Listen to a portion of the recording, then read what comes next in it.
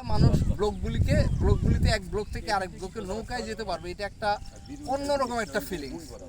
কারণ আপনি দেখেন ধানমন্ডির এত দাম বাড়তি কেন? ধানমন্ডি লেকের কারণে। এখানে শুধু ওই ধানমন্ডি লেকে না, এখানে প্রতিটা ব্লকেই সবাই লেক পাবে, হ্রদের মতো পাবে।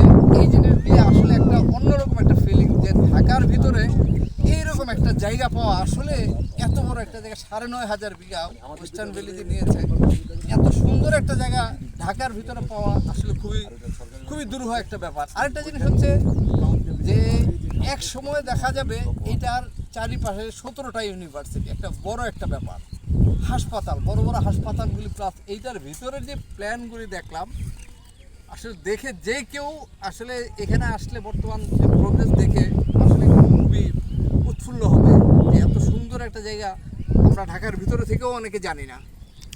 যে কেউ দেখলে ভাববে যে আসলে প্রোগ্রেস দেখলেই বোঝা যায় এটা কোম্পানি যেমন চিন্তা করেছে এটা ২৮ সাল থেকে এটা দেওয়া শুরু করবে, সেই তুলনায় কাজের প্রোগ্রেস দেখলে বোঝা যায় যে হ্যাঁ এটা আসলেই সম্ভব। আর ৩০ সালে গিয়েও যদি বুঝায় দেয় এটার যে কী হবে আসলে আমি কল্পনা করতে পারছি না। আমার খুবই ভালো লাগতেছে যে এইরকম একটা জায়গা আমি প্লট নিতে পারছি রিমনের জন্য। সবচেয়ে বড় জিনিস হচ্ছে যে রিমন আমাকে যখন বলছিল তখন যদি নিতাম আমি আরও বেশি লাভবান হতাম। কারণ ব্যাপার হচ্ছে আমি যখন বুঝতে পারছি তখন দেরি হয়ে গেছে, তখন আমি নিচ্ছি ১৭ করে, এখন সেটার দাম হয়ে গেছে ২৬ হয়ে গেছে। এবং আমি দেখতেছি যে আমার কাছে মোটামুটি দৃশ্যমান যে ২ বছর পরে যেটা কোথায় যাবে আমি ওইভাবে চিন্তা করতেছি যে 2 বছর পরে আমি এটাকে কিরকম দেখবো, আমার কল্পনায় ভেসে উঠতেছে। ১৭ থেকে ২৬ যে এটা কয় মাস আগে নিয়েছিলেন? ৩ মাস শেষ হয় নাই কিন্তু আমার তাতে ২৬ উঠে গেছে।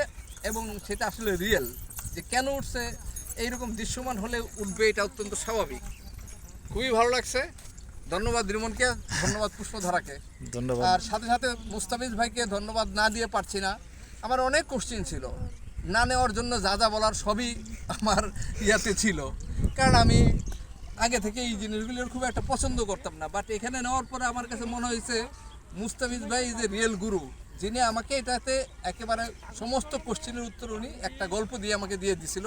এবং আমি প্রথম যে দৃশ্যমানটা দেখছি এবং আজকে আসার পরে আমার কাছে মনে হচ্ছে যে না, উনি আসলে রিয়েল একটা স্বপ্ন আমাকে দেখাইছে, যেটা আমি আর কি বাস্তবে এখন মনে হয় যে এখনই দেখতে পাচ্ছি। খুবই ভালো লাগলো। ধন্যবাদ পুষ্পধারাকে, ধন্যবাদ রিমন ভাইকে, ধন্যবাদ মুস্তাফিজ ভাইকে। Thank you. আমরা সবাই মুস্তাফিজ বসকের জন্য একটা সবাই হাততালি দিই যে তিনি আমাদেরকে আসলে এত সুন্দর একটা প্রজেক্টের সাথে করছে, পুষ্পধারার সাথে কোম্পানির সাথে আমাদেরকে অ্যাড করেছে। আশা করি তার হাত আমাদের মাথায় থাকবে। ধন্যবাদ। আসসালামু আলাইকুম।